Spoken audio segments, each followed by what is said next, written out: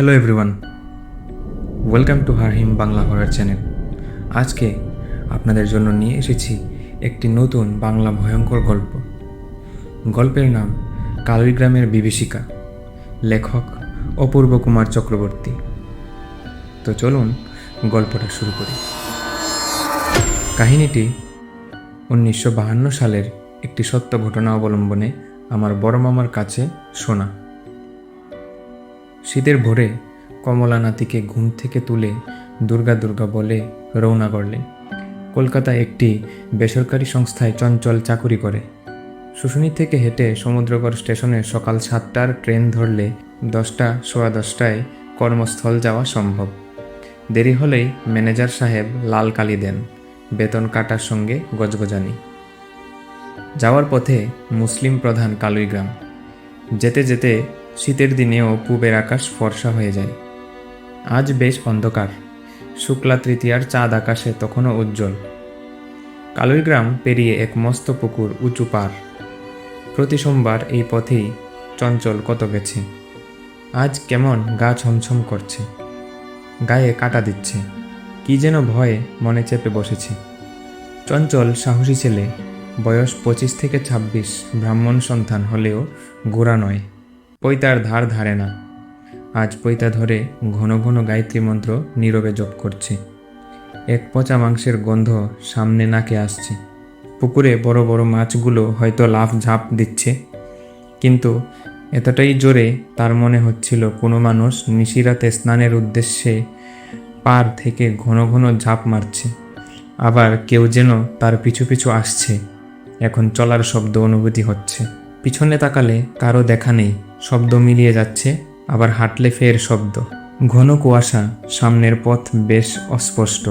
মাঝে মধ্যেই কুকুরের কতর, এক নাগারে কান্না, দূর থেকে যেন শেষ রাতের শিয়ালের ডাক। এক ভয়াবহ পরিস্থিতি। শীতের রাতে চঞ্চলের কপালে ঘাম, হন হন হেঁটে চলছে সে। কিন্তু কি অদ্ভুত কাণ্ড আবার সেই পুকুর, যেটা সে এই কিছুক্ষণ আগেই অতিক্রম করল। চঞ্চলের ভয়ে পা টলমল করছে, অজানা ভয়ে বুকে কাঁপুনি ধরেছে, যেন শ্বাসরোধ হয়ে আসছে। সেই পচা গন্ধ আগে যেমন টের পেয়েছিল, তারপরই কেউ যেন পিছু নিয়েছিল, কিন্তু দেখা যায়নি যেন কোনো অদৃশ্য অশরীরী। মাঝে পচা গন্ধটা ছিল না, আবার পুকুরের কাছে আসতেই সেই গন্ধ। চঞ্চল আর সামনে এগোতে সাহস পেল না। পিছিয়ে পিছিয়ে পিছনের দিকে কিছুটা এলো। গ্রামের শেষে বিচ্ছিন্ন একটি ছোট মাটির কুঁড়েঘর। চঞ্চলের আর দম নেই, এবার বুঝি ভয়ে মরেই যাবে।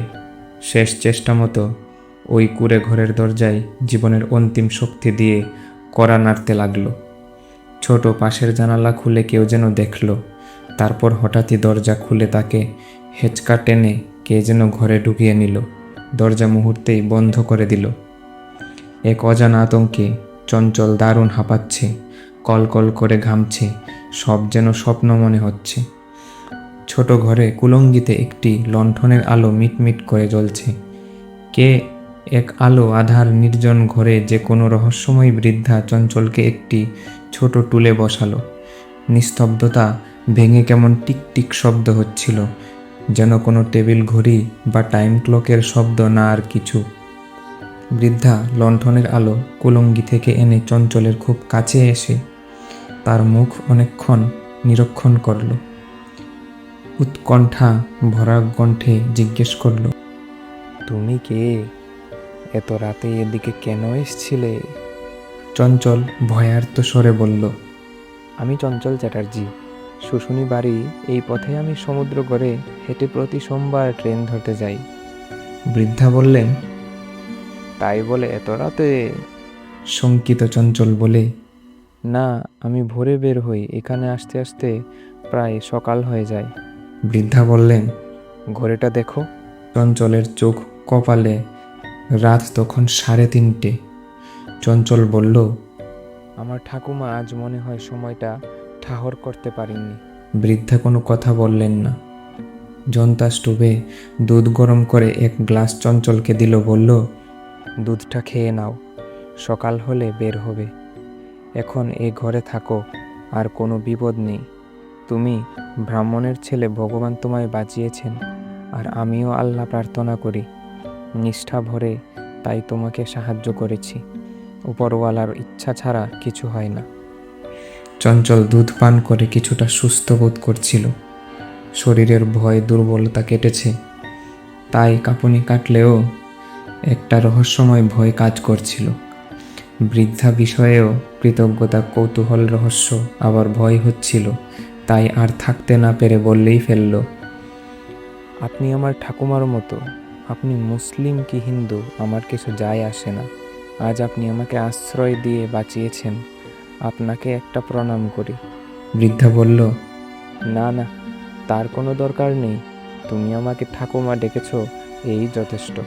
কিন্তু চঞ্চল প্রণাম করেই ছাড়ল। এক কৃতজ্ঞতা, দুই ছদ্মবেশী অভিনয়কারী কোন ভূত নয় তার প্রমাণ নেওয়া, এমন গল্প সে পড়েছে। ভালো মানুষের অভিনয় করে পেতনি বা মায়াবী রাক্ষসী, মানুষের গলা টিপে রক্ত চুষে খায়। পরের দিন মায়াবী ঘর হয়ে যায় বন জঙ্গল, আর তাতে পড়ে থাকে ফ্যাকাশে রক্তহীন হতভাগ্য মানুষটির সব। না, এখানে সেটা নয়। বৃদ্ধা রক্ত মাংসের মানুষ, তা না হলে ছোঁয়া যেত না। কিন্তু এত নির্জন গ্রাম থেকে দূরে কেন একাকী? কেনই বা তার কড়া নাড়ার শব্দে তৎক্ষণাৎ জানালা খুলল? সে বিপদগ্রস্ত ভেবে এক হেঁচকা টানে দরজা খুলেই ঘরে টেনে নিল। কেনই বা তার গৃহে টেবিল ঘড়ি, যেটা আমাদের বাড়িতেও নেই। বৃদ্ধা তার দিকে মিটিমিটি হাসছিল। চঞ্চলের কেমন ভয় করছিল, তবে বৃদ্ধার এক কথায় সব ভুল ও ভয় দূর হলো। বৃদ্ধা বলল, আজ আমার স্বামীর আকাঙ্ক্ষা পূর্ণ হলো। এই গ্রাম ছেড়ে দূরে বাড়ি করতে আমাকে স্বপ্নে আবেদন করে। উনি ভীষণ ধার্মিক ছিলেন, হিন্দু ধর্মের ওর ঠাকুরদা ছিলেন। এক বিশেষ কারণে তিনি ধর্মান্তরিত হন, তাই হিন্দুদের উপর ওর খুব আবেগ শ্রদ্ধা ছিল। এই পুকুরের যে উঁচু উঁচু পাড় দেখছো, ওটা কবরখানা।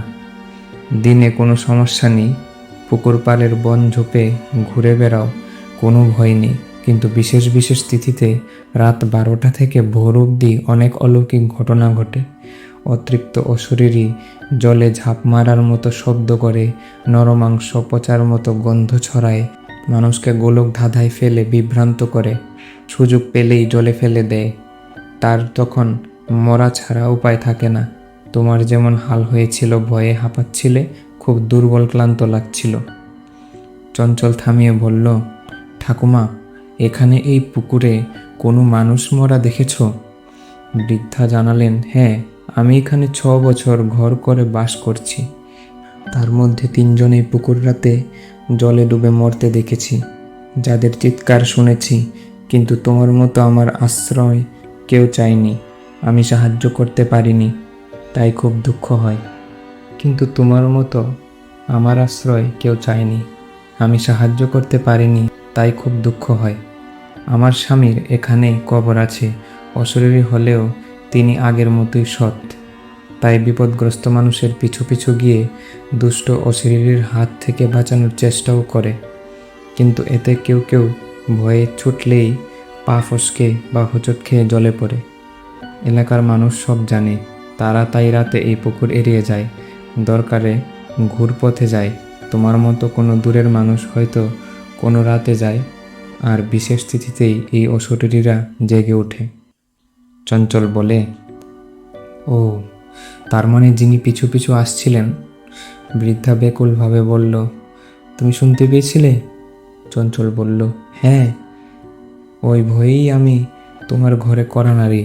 পুকুরে মানুষের মতো ঝাঁপ দেওয়ার শব্দ আমি বড় বড় মাছ বা ভূতের লাফ ঝাঁপ ভাবছিলাম। বৃদ্ধা বললেন, পূবের আলো ফুটে গেছে, আর ভয় নেই। তুমি ট্রেন ধরতে হলে এবার হাঁটা দাও। চঞ্চলের মনে হলো যেন ঠাকুমাই বলছেন। বৃদ্ধা দরজা খুলে পুকুর পার করিয়ে বিদায় নিলেন। তার চোখে জল। বললেন, এত রাতে কখনো আসবে না। যদি ভুলেও চলে আসো, পূবের আলো না ফুটে, এই ঠাকুমার ঘরে বাকি রাত থেকে যাবে।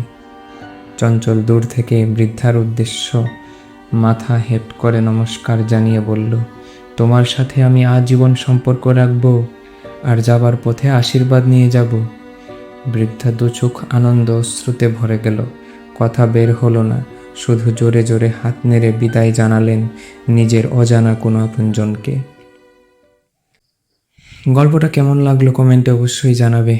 আজকে এত ভালো গল্প দিতে পারিনি, তার জন্য আমি খুবই দুঃখিত। নেক্সট গল্পটা একটু সুন্দর করে দেব। আর যদি তোমার নিজের কোনো গল্প থাকে তাহলে ডেসক্রিপশনে দেওয়া ইমেইলে পাঠাতে পারো। গল্পটা ভালো লাগলে লাইক করো, শেয়ার করো আর সাবস্ক্রাইব করতে ভুলবে না। ধন্যবাদ।